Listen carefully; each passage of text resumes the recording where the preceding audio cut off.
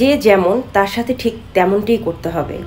Suppose মনে করেন আপনি কারোর সাথে ভালো ব্যবহার দিচ্ছেন, কিন্তু সে বারবার আপনার সাথে খারাপ আচরণ করছে।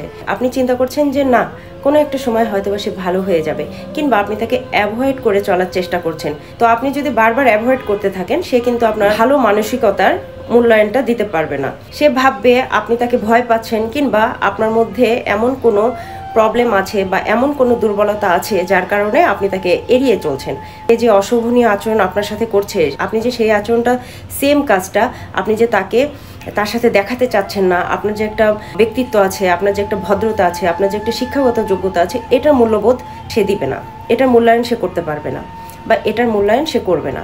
সে আপনাকে নেহায়েত বিভিন্নভাবে অপমান অপদস্থ করার চেষ্টা করবে। এই জন্য আমার মনে হয় যে যেমন তাকে আসলে ঠিক তেমনটি রিপ্লাই দেওয়া উচিত। যে যেমন তার সাথে ঠিক তেমনভাবেই যদি আপনি বিহেভটা দেন, তাহলেই তার আক্কেল জ্ঞান নড়ে উঠবে, বিবেকের টনকটা নড়বে, এবং সে বুঝতে পারবে যে না, এ ধরনের আচরণ আর নেক্সট টাইম অন্য কারোর সাথে করা যাবে না। এটা জাস্ট একটা এক্সাম্পল ছিল লাইফের প্রতিটি ক্ষেত্রেই। যে যেমন, যে ঠিক আপনাকে যেভাবে ট্রিট করবে তাকে ঠিক একইভাবেই রিপ্লাই করে দিন।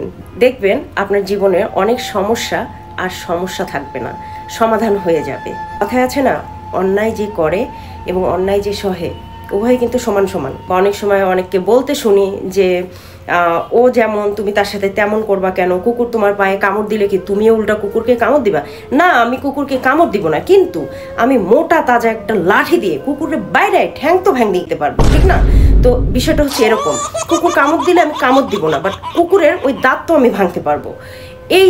এই মনোবলটা রাখা উচিত। দ্যাট মিনস মানে অ্যাঙ্গেলটা চেঞ্জ করতে হবে, যে আপনি তোর কুকুর না, অ্যাঙ্গেলটা চেঞ্জ করতে হবে। বাট যে যেমন, তাকে আসলে সেই রকমই শিক্ষা দেওয়া উচিত। আদারওয়াইজ সে আপনার এই ভদ্রতাকে দুর্বলতা মনে করবে এবং আপনাকে আরও হেয় প্রতিপন্ন করবে, আরও কষ্ট দিবে, মান সম্মানের ক্ষতি করবে, এবং একটা পর্যায়ে দেখা যাবে যে আপনাকে কোণঠাসা করে ফেলার চেষ্টা করতেছে।